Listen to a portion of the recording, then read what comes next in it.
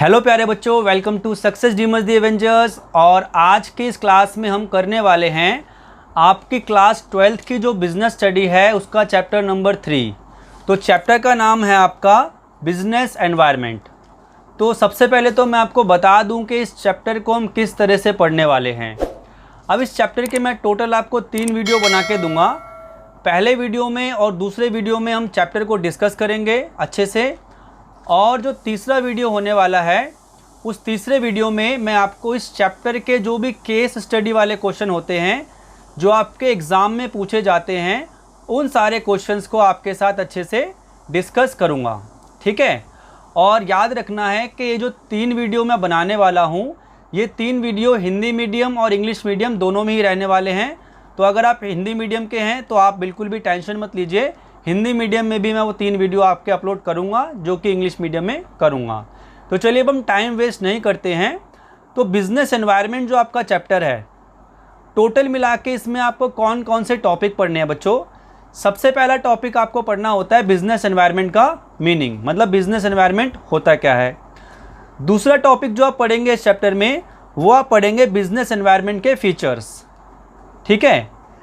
तीसरा टॉपिक जो आप पढ़ेंगे वो है आपके इम्पॉर्टेंस या सिग्निफिकेंस ऑफ बिजनेस एनवायरनमेंट। और जो चौथा टॉपिक है आपका वो है आपके बिजनेस एनवायरनमेंट के कंपोनेंट, कहने का मतलब बिजनेस एनवायरनमेंट के फैक्टर। तो कुल मिला के 4 चैप्टर हैं, सॉरी ये जो 4 टॉपिक हैं वो आप इस चैप्टर में पढ़ने वाले हैं।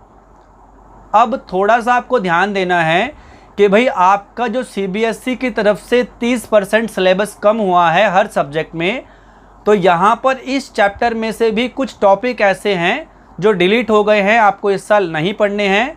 तो वो कौन कौन से टॉपिक है बच्चों।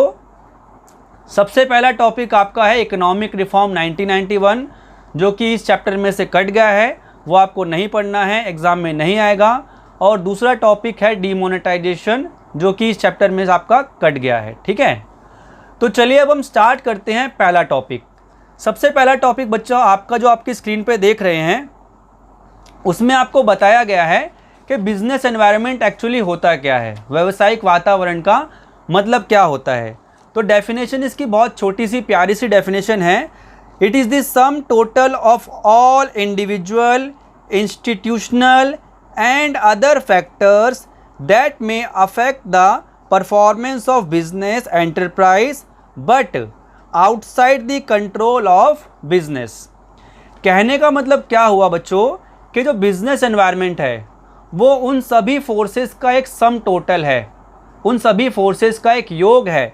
और वो फोर्सेस इंडिविजुअल फोर्सेस हो सकती हैं, वो इंस्टीट्यूशनल फोर्सेस हो सकती हैं, या वो अदर फोर्सेस हो सकती हैं जो आपके बिजनेस की परफॉर्मेंस को अफेक्ट करती हैं। कहने का मतलब आपके बिजनेस की परफॉर्मेंस पर असर डालती हैं, लेकिन वो आपके बिजनेस के बाहर हैं, इसीलिए वो आपके बिजनेस के कंट्रोल में नहीं हैं। दैट मीन्स मैनेजमेंट उसको कंट्रोल नहीं कर सकता है। तो बिजनेस एनवायरनमेंट का मतलब होता है व्यावसायिक वातावरण। जैसे आपका नॉर्मल एनवायरनमेंट होता है जो आपको अफेक्ट करता है, आपके आसपास अगर गर्मी पड़ती है, सर्दी पड़ती है, धूप पड़ती है तो आपकी बॉडी पे उसका असर होता है। ऐसे ही एक बिज़नेस के आसपास का भी एनवायरनमेंट होता है जो कि उस बिज़नेस की हेल्थ को अफेक्ट करता है, उसी को कहते हैं बिज़नेस का एनवायरनमेंट, ठीक है बच्चों। अब मैंने क्या बताया था आपको कि यहाँ पर आप कौन कौन से टॉपिक पढ़ने वाले हैं। सबसे पहला टॉपिक जो आप बच्चों पढ़ने वाले हैं, अगर मैं डेफिनेशन को हटा दूँ तो सबसे पहला टॉपिक जो आप अपनी स्क्रीन पे देख रहे हैं वो है फीचर्स ऑफ बिजनेस एनवायरनमेंट, व्यावसायिक वातावरण की विशेषताएं, ठीक है। टोटल मिला के इसके 7 फीचर हैं जिनको हम 1 बाय 1 डिस्कस करेंगे। तो स्क्रीन पे आप देख रहे हैं सबसे पहली फीचर क्या है, टोटलिटी ऑफ एक्सटर्नल फोर्सेस, मतलब बाहरी शक्तियों का एक योग। तो ये पॉइंट कहता क्या है बच्चों, जरा इस पॉइंट के बारे में देखिए। आपकी स्क्रीन पे क्या लिखा हुआ है, business environment is the sum total of all the forces that all the forces और factors external to a firm. तो व्यावसायिक वातावरण कोई इंडिविजुअल फोर्स नहीं है, बिजनेस एनवायरनमेंट जो है कोई अकेली शक्ति नहीं है जो आपके बिजनेस को प्रभावित करती है। बिजनेस एनवायरनमेंट तो बच्चों एक्सटर्नल फोर्सेस का एक ग्रुप है जो आपके बिजनेस पर असर डालता है और जो आपके बिजनेस के कंट्रोल से बाहर है। ये तो हो गया इसका पहला पॉइंट। अब चलते हैं सेकंड पॉइंट पे। सेकंड पॉइंट जो आप स्क्रीन पे देख रहे हैं बच्चों, वो क्या है? Specific and general forces. अब ये पॉइंट आपको अच्छे से समझना है क्योंकि इसके ऊपर एग्जाम में अलग से क्वेश्चन पूछ लिया जाता है कि बिजनेस एनवायरनमेंट की स्पेसिफिक फोर्सेस क्या होती हैं और बिजनेस एनवायरनमेंट की जनरल फोर्सेस क्या होती हैं। ठीक है, तो एक्सप्लेनेशन क्या कहती है? चला एक्सप्लेनेशन को एक बार पढ़ लेते हैं हम। Business environment includes both specific and general forces. Specific forces influence business firm directly while general forces affect business and firms indirectly. तो भाई आपका जो बिजनेस एनवायरनमेंट की फोर्सेस होती हैं वो दो तरह की होती हैं। एक तो होती है स्पेसिफिक फोर्सेस। स्पेसिफिक फोर्सेस का मतलब बच्चों वो फोर्सेस जो आपके बिजनेस को अलग तरह से अफेक्ट करेंगी और किसी दूसरे के बिजनेस को अलग से अफेक्ट करेंगी जो कि एक ही इंडस्ट्री में है।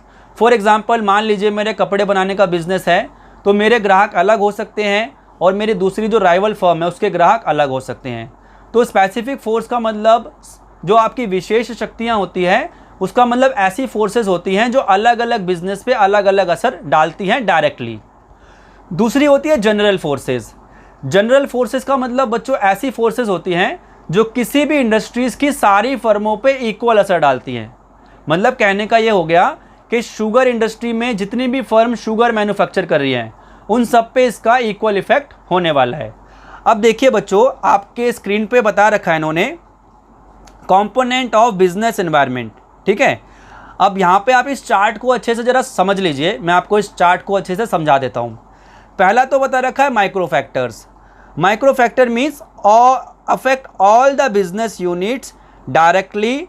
दैट मीन्स डिमांड हो गया, ठीक है, एक पर्टिकुलर पीरियड के लिए। तो माइक्रो फोर्सेस का मतलब छोटी फोर्सेस जो एक बिजनेस को डायरेक्टली अफेक्ट करती हैं। दूसरी होती है इंटरनल या फिर स्पेसिफिक फैक्टर्स। अब इंटरनल या स्पेसिफिक फैक्टर्स में बच्चों क्या क्या आ जाता है, ज़रा इसको ध्यान से आप समझ लीजिएगा। इंटरनल या स्पेसिफिक फैक्टर्स में आते हैं कस्टमर्स, आपके बिजनेस के जो कस्टमर हैं, ठीक है, आपके बिजनेस का जो ओनर है और आपके बिजनेस के इन्वेस्टर्स हैं। उसके बाद आपके जो सप्लायर्स हैं, आपके जो क्रेडिटर्स हैं, आपके बिजनेस के जो एम्प्लॉयज़ हैं, आपके बिजनेस की जो ट्रेड यूनियंस हैं और साथ साथ आपके जो कॉम्पिटिटर्स हैं। तो ये बच्चों फोर्सेस होती हैं स्पेसिफिक फोर्सेस। ठीक है, आपको याद रखना है, एग्ज़ाम में आपसे एक नंबर में पूछा भी जा सकता है कि भाई स्पेसिफिक फोर्सेस का हमको एग्जांपल बताइए। अगर स्पेसिफिक फोर्सेस का एग्जांपल पूछ लेते हैं तो आप इनमें से भी कोई एक पॉइंट लिख सकते हैं कि भाई स्पेसिफिक फोर्स कंज्यूमर हो सकती है, इन्वेस्टर हो सकता है, ओनर हो सकता है, सप्लायर हो सकता है, क्रेडिटर हो सकता है इत्यादि। ठीक है, तो ये तो मैंने आपको बताया माइक्रो फैक्टर्स और स्पेसिफिक या फिर इंटरनल फैक्टर्स। अब इसके बाजू में आप देखेंगे आपको दे रखा है एक्सटर्नल या जनरल फैक्टर्स। अब ये बहुत इंपॉर्टेंट है, इसको आप डिटेल में पढ़ेंगे। जनरल फोर्सेस बच्चों इकोनॉमिक फोर्सेस है, एनवायरमेंटल सोशल फोर्सेस है, एनवायरमेंटल पॉलिटिकल फोर्सेस है, टेक्नोलॉजिकल फोर्सेस है और लीगल फोर्सेस है। अगर मैं इसको आसान शब्दों में बोलूँ तो एक्सटर्नल फोर्सेस में 5 फैक्टर्स आते हैं: technical factor, legal factor, social factor, political factor और इकोनॉमिकल फैक्टर। तो ये 5 फैक्टर हैं जो कि एक्सटर्नल फोर्सेस का एक पार्ट है। और फिर उसके बाद सबसे लास्ट में आता है मैक्रो फैक्टर्स। मैक्रो फैक्टर्स का मतलब ऐसे फैक्टर्स जो कि सभी बिजनेसेस को इक्वली अफेक्ट करेंगे। लेकिन आपको इस पॉइंट में बच्चों सिंपली ये याद रखना है कि बिजनेस एनवायरनमेंट जो है वो स्पेसिफिक हो सकता है या जनरल भी हो सकता है। ठीक है, ये हो गया आपका सेकंड पॉइंट। अब हम चलते हैं तीसरे पॉइंट पे। तीसरा पॉइंट आपकी स्क्रीन पे बच्चों आपको दिख रहा है इंटर रिलेटेड। अब ये जो वर्ड है इंटर रिलेटेड, इसका मतलब क्या होता है? इसका मतलब होता है एक दूसरे से जुड़ा हुआ। ठीक है, पॉइंट क्या कहता है बच्चों, जरा एक बार पढ़ते हैं इसको। ऑल द फोर्सेस और factors of a business environment are closely interrelated. मतलब कहने का बच्चों ये हुआ कि बिजनेस एनवायरनमेंट की जो फोर्सेस होती है वो एक दूसरे के साथ जुड़ी हुई होती हैं। अब यहाँ पे आपको एक छोटा सा एग्जाम्पल देके उन्होंने समझा रखा है। For example increase in the awareness of health care has raised the demand of organic food and roasted snacks in term change the lifestyle of people। अब भाई आप देखिए कि लोगों के सोशल जो है, अगर आपकी सोसाइटी में मॉडर्नाइजेशन होता है तो वो तो कहलाता है सोशल एनवायरनमेंट का एक फैक्टर। लेकिन जब लोग मॉडर्न होते हैं तो एजुकेट भी होते हैं, और एजुकेशन जब उनकी बढ़ती है तो वो ज़्यादा टेक्निकल चीज़ें इस्तेमाल करने लग जाते हैं। एग्जाम्पल के लिए ऑनलाइन पेमेंट करना।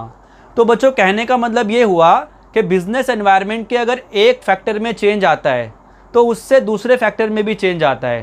कहने का मतलब ये एक दूसरे के साथ जुड़े हुए हैं, इंटर रिलेटेड हैं। तो ये हो गया आपका तीसरा पॉइंट। अब हम चलते हैं चौथे पॉइंट पे। चौथा पॉइंट आपने स्क्रीन पे देखिए, क्या वर्ड लिखा हुआ है? Dynamic. Business environment is dynamic in nature which keeps on changing with time. कहने का मतलब ये हो गया कि जो आपका बिजनेस एनवायरनमेंट है वो कभी भी कांस्टेंट नहीं रहता है। लाइक आपकी सोसाइटी, आपके बिजनेस में इस्तेमाल होने वाली टेक्नोलॉजी, सरकार के द्वारा बनाए जाने वाले कानून या बैंकों के द्वारा लिया जाने वाला इंटरेस्ट, ये कभी भी एक जैसा नहीं रहता है, ये चेंज होता रहता है। तो बिजनेस एनवायरनमेंट जो होता है किसी भी बिजनेस का, वो कांस्टेंट नहीं होता है, वो चेंज होता रहता है। और उसी के लिए हमने एक वर्ड इस्तेमाल करा है डायनेमिक। डायनेमिक मीन्स जो कॉन्टिन्यूसली चेंज होता रहे। अब आते हैं हम अगले पॉइंट पे। अगला पॉइंट है अनसर्टेनिटी। अनसर्टेनिटी का मतलब बच्चों क्या होता है? वो चीज़ जो निश्चित ना हो, जो अनिश्चित हो, उसे हम कहते हैं अनसर्टेन। तो बिजनेस एनवायरनमेंट भी बच्चों क्या होता है? वो सर्टेन नहीं होता, उसमें चेंजेस होते रहते हैं। फॉर एग्जाम्पल आप देखिए कि अभी पेंडेमिक की सिचुएशन आने की वजह से क्या हुआ, जो ऑनलाइन टीचिंग प्लेटफॉर्म थे जैसे अनअकैडमी हो गया, बायजू हो गया, इन सारे प्लेटफॉर्म को बहुत फ़ायदा हुआ क्योंकि बच्चे अपने ट्रेडिशनल क्लासेस तो ले नहीं सकते हैं, इसीलिए इन सारे प्लेटफॉर्म को वो इस्तेमाल कर रहे हैं। अब ये सारी चीज़ें इन्होंने पहले तो नहीं सोची होगी कि भाई एक साल पहले कि ऐसी कोई सिचुएशन आ जाएगी जिससे हमको इतना बेनिफिट हो जाएगा। तो किसी भी बिजनेस की जो एनवायरमेंटल फोर्सेज होती है वो अनसर्टेन होती है। कहने का मतलब वो चेंज हो सकती है, और उसमें जो होने वाले चेंजेस हैं उसके बारे में आप पहले से प्रेडिक्शन नहीं कर सकते कि भाई ऐसा फ्यूचर में होने ही वाला है। तो ये हो गया बच्चों आपका पांचवा पॉइंट। अब हम बात करते हैं छठे पॉइंट की। छठा पॉइंट है कॉम्प्लेक्सिटी। कॉम्प्लेक्सिटी का मतलब होता है जटिलता, कि भाई जो बिजनेस एनवायरनमेंट की फोर्सेज होती हैं वो सिंपल नहीं होती है, वो कॉम्प्लेक्स होती हैं, उनको स्टडी करना डिफ़िकल्ट है। ज़रा एक बार ये भी देख लेते हैं कि पॉइंट में क्या लिखा हुआ है। Business environment is complex which is easy to understand in parts separately but it is difficult to understand in totality. कहने का मतलब बच्चों ये हो गया कि बिजनेस एनवायरनमेंट की जो फोर्सेज हैं उनको आप इंडिविजुअली तो स्टडी कर सकते हो, जैसे technical environment, legal environment, political environment, social environment, इनको आप अलग अलग इंडिविजुअली तो स्टडी कर सकते हो, लेकिन इनको आपको एक साथ स्टडी करने में प्रॉब्लम आएगी। तो इसको आपको याद रखना है कि भाई ये कॉम्प्लेक्स नेचर की होती है। ठीक है, ये हो गई इसकी छठी फीचर। अब हम आते हैं सातवीं फीचर पे। सातवीं फीचर है रिलेटिविटी। रिलेटिविटी का मतलब बच्चों होता है कि भाई ये तुलनात्मक रूप से अलग अलग जगह पे अलग अलग होती है। कहने का मतलब ये हो गया कि इंडिया में किसी बिजनेस की एनवायरमेंटल फोर्सेस जिस तरह से उसको अफेक्ट कर रही हैं, अमेरिका में उस बिज़नेस को वो अलग तरीके से अफेक्ट करेंगी। छोटा सा एग्जांपल देके मैं आपको समझाता हूँ कि भाई इंडिया में मैकडोनल्ड जो है वो बीफ और पोर्क सर्व नहीं करता, क्योंकि इंडिया में जो है ये हमारे सोशल ट्रेडिशन के अगेंस्ट है, हमारे सामाजिक मूल्यों के अगेंस्ट हैं। लेकिन मैकडोनल्ड जो है वो अमेरिका में पोर्क भी सर्व करता है और बीफ भी सर्व करता है। तो कहने का मतलब ये हो गया कि एनवायरमेंटल फोर्सेस किसी भी बिजनेस की अलग अलग जगह पे अलग अलग हो सकती है। ठीक है, तो ये बच्चों मैंने आपको बताया बिजनेस एनवायरनमेंट के फीचर्स। तो ये मैंने आपको टोटल मिला के 7 पॉइंट बताए। ठीक है, अब मैंने आपको बताया कि भाई आप जब ये क्वेश्चन पढ़ते हैं या ये पॉइंट जब आप करते हैं तो ये पॉइंट आपको डायरेक्टली नहीं मिलते, आपसे डायरेक्टली नहीं पूछा जाएगा कि भाई बिजनेस एनवायरनमेंट के फीचर्स बताओ। आपको इन पॉइंट्स को अच्छे से दिमाग में रखना है, समझना है। ऐसा इसलिए क्योंकि इन्हीं पॉइंट के बेसिस पे वो एक केस स्टडी बना के आपको दे देते हैं और उस केस स्टडी के बेसिस पे आपको इन पॉइंट्स को लिखना पड़ता है। अब एक छोटा सा एग्जांपल देके मैं आपको समझाता हूँ। उन्होंने एक छोटा सा एग्जांपल पूछा कि हाल ही के समय में आप देख रहे हैं कि लगातार जो है ऑनलाइन क्लासेस का ट्रेंड चलता जा रहा है और बच्चे जो हैं वो ऑनलाइन क्लासेस ले रहे हैं, जबकि कुछ समय पहले तक बच्चे ट्रेडिशनल क्लासेस लेते थे, ऑनलाइन क्लासेस नहीं लेते थे। तो बताइए कि बिज़नेस एनवायरनमेंट की कौन सी फीचर के बारे में बता रहे हैं। तो भाई जैसा कि मैंने आपको एग्जांपल बताया, तो इस एग्जांपल में बिज़नेस एनवायरनमेंट की जिस फीचर के बारे में बताया गया है वो है डायनामिक इन नेचर। कहने का मतलब ये जल्दी जल्दी चेंज हो जाती है और इनके बारे में आप कुछ भी इनके बारे में सर्टेनली नहीं कह सकते कि इनमें होने वाला चेंजेस कैसा होने वाला है। ठीक है, तो ये तो थे आपके फीचर्स। अब थोड़ा 1 मिनट का रेस्ट लेते हैं, मैं पानी पी लेता हूँ।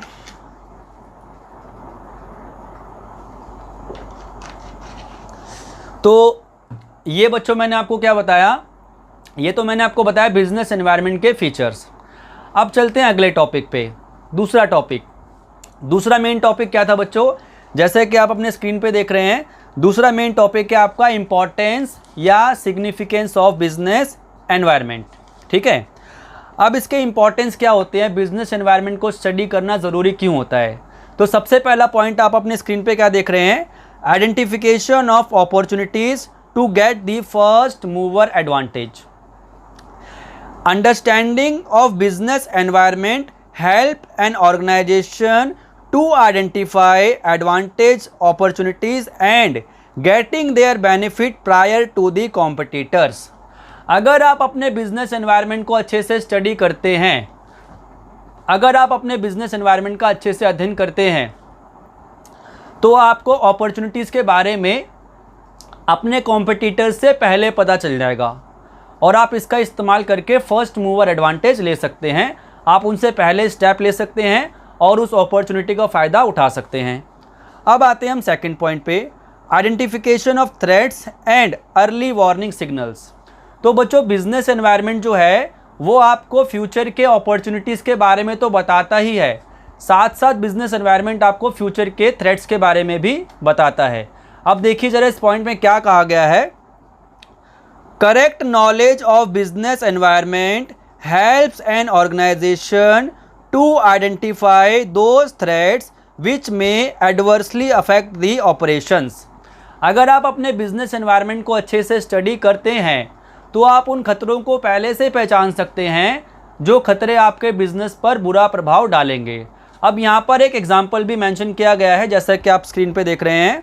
For example, Bajaj Auto made considerable improvement in their two-wheelers when Honda and other multinational companies entered to the auto industry। अब भारत की बात की जाए तो भारत में पहले ऑटो सेक्टर में एक ही कंपनी थी जो कि थी बजाज, लेकिन जैसे ही बाहर से और कंपनियां भारत में आने लगी, जैसे आपकी सुजुकी हो गई या होंडा हो गई, तो बजाज को पता चल गया कि भाई अगर हम अपने क्या कहते हैं प्रोडक्ट में, अपने व्हीकल्स में चेंजेस नहीं लाएंगे तो हम पीछे छूट जाएंगे। इसीलिए बजाज ने जल्दी जल्दी अपने प्रोडक्ट्स को इम्प्रूव करना स्टार्ट कर दिया, क्योंकि उनको फ्यूचर थ्रेट्स के बारे में पहले से ही पता था। ठीक है, अब चलते हैं हम तीसरे पॉइंट पे, टैपिंग यूजफुल रिसोर्सेज। कहने का मतलब, अगर आप अपने बिजनेस एनवायरनमेंट को अच्छे से स्टडी करते हैं तो आप यूजफुल रिसोर्सेज को अच्छे से इस्तेमाल कर सकते हैं। अब वो रिसोर्सेज क्या होते हैं बच्चों, वो रिसोर्सेज होते हैं ह्यूमन रिसोर्सेज और फिजिकल रिसोर्सेज। उदाहरण के लिए, अगर आपको अपने टेक्निकल एनवायरनमेंट की अच्छी नॉलेज है तो आप अच्छी मशीनें इस्तेमाल कर सकते हो। अगर आपको इकोनॉमिक एनवायरनमेंट की अच्छी नॉलेज है तो आप सस्ते लोन ले सकते हो, एटसेट्रा। यहाँ पे क्या बोला गया है, business environment makes available various resources such as capital, labour, machines, raw material etcetera to a business firm in order to know the availability of resources and making them available on time, economical price, knowledge of business environment is necessary। अगर आप चाहते हैं कि आपको पहले से पता रहे कि आपके लिए कौन से रिसोर्सेज सबसे अच्छे हैं और आप उनको सबसे सस्ते में कैसे ले सकते हैं, तो आपको बिजनेस एनवायरनमेंट को स्टडी करना ज़रूरी होता है। अब हम आते हैं अगले पॉइंट पे, चौथा पॉइंट, कॉपिंग विद रैपिड चेंजेस। अब किसी भी बिज़नेस में आप देखते हैं लगातार चेंजेस होते रहते हैं, कोई भी बिज़नेस जो है वो हमेशा एक जैसा नहीं रहता। तो अगर आप अपने बिज़नेस एनवायरनमेंट को अच्छे से स्टडी करते हैं तो आप इन चेंजेस को भी अच्छे से मैनेज कर सकते हैं। अब इस पॉइंट में देखिए क्या लिखा हुआ है, continuous study Scanning of business environment helps in knowing the changes that are taking place in, and thus they can be faced effectively by developing suitable course of action. अगर आप अपने बिजनेस एनवायरनमेंट को अच्छे से study करते हैं तो आप पता लगा सकते हैं कि आपके बिजनेस में कौन कौन से चेंजेस हो रहे हैं और उन चेंजेस से निपटने के लिए आप एक कोर्स ऑफ एक्शन तैयार कर सकते हैं। चलिए अब हम चलते हैं 5वें पॉइंट पे। 5वां पॉइंट है assistance in planning and policy formation. अब बिजनेस एनवायरनमेंट को स्टडी करने का एक फ़ायदा ये भी होता है कि आप बिजनेस एनवायरनमेंट की अगर अच्छे से स्टडी करते हैं तो आप अपने बिजनेस के लिए अच्छे से प्लानिंग कर सकते हैं, अच्छे से पॉलिसीज़ बना सकते हैं। देखिए इस पॉइंट में क्या कहा गया है, understanding and analysing of business environment helps an organisation in planning and policy formation. For example, ITC hotels planned new hotels in India after observing boom in tourism sector। जब ITC कंपनी को ऐसा पता चला या फिर ऐसा लगा कि भारत में टूरिज़्म सेक्टर का डेवलपमेंट होने वाला है तो उन्होंने भारत में होटल्स बनाने स्टार्ट कर दिए ताकि उनको इसका फ़ायदा हो सके। ठीक है, चलिए अब हम चलते हैं लास्ट पॉइंट पे, छठा point, help in improving the performance. Correct analysis and continuous monitoring of business environment not only help an organization in improving its performance but also continue to success in the market for long time। अगर आप अपने business environment को अच्छे से study करते हैं तो आप मार्केट में सर्वाइव भी कर सकते हैं और लंबे समय तक आप सक्सेसफुल भी रह सकते हैं। ठीक है, तो ये जो मैंने आपको पॉइंट्स बताए ये पॉइंट्स थे बिजनेस एनवायरनमेंट के फीचर्स और इम्पोर्टेंस। तो ये दो मेन टॉपिक थे जो मैंने आपको आज की क्लास में कवर कराए। पहला टॉपिक बच्चों मैंने आपको क्या बताया, बिजनेस एनवायरनमेंट के फीचर्स। दूसरा टॉपिक मैंने आपको बताया बिजनेस एनवायरनमेंट के सिग्निफिकेंस या इंपॉर्टेंस, और इसी के साथ एक छोटे टॉपिक को अगर आप जोड़ लेते हैं तो वो कहलाता है बिजनेस एनवायरनमेंट का मीनिंग। अब इसके बाद जो हमारा सेकंड लेसन बनने वाला है या सेकंड क्लास जो बनने वाली है उसमें मैं आपको बिजनेस एनवायरनमेंट के जो कंपोनेंट्स हैं या बिजनेस एनवायरनमेंट की जो 5 डायमेंशंस हैं, इकोनॉमिक, लीगल, सोशल, टेक्निकल और पॉलिटिकल, उन पांचों के बारे में डिटेल में बताऊंगा। और उसके बाद जो हमारी तीसरी क्लास रहने वाली है उस क्लास में मैं आपको जो है इसकी केस स्टडी समझाने वाला हूँ। इससे पहले का जो पहला चैप्टर है और दूसरा चैप्टर है उनके लिए आप बिजनेस स्टडी की प्लेलिस्ट में चले जाइएगा। प्लेलिस्ट में आपको पहला चैप्टर और दूसरा चैप्टर मिल जाएगा, वहाँ से आप देख सकते हैं। इसके साथ साथ मैंने पहले चैप्टर के और दूसरे चैप्टर के लिंक डिस्क्रिप्शन में भी डाल दिए हैं, तो आप डिस्क्रिप्शन से भी देख सकते हैं। तो नेक्स्ट क्लास आपकी जो है कल या परसों में अपलोड हो जाएगी और आप उसको भी अच्छे से देखते रहिएगा। क्लास को पढ़ते समय नोट्स ज़रूर से बनाइए, क्योंकि नोट्स बनाने से आपको वो चीज़ें ज़्यादा लंबे समय तक याद रहती है। Thank you.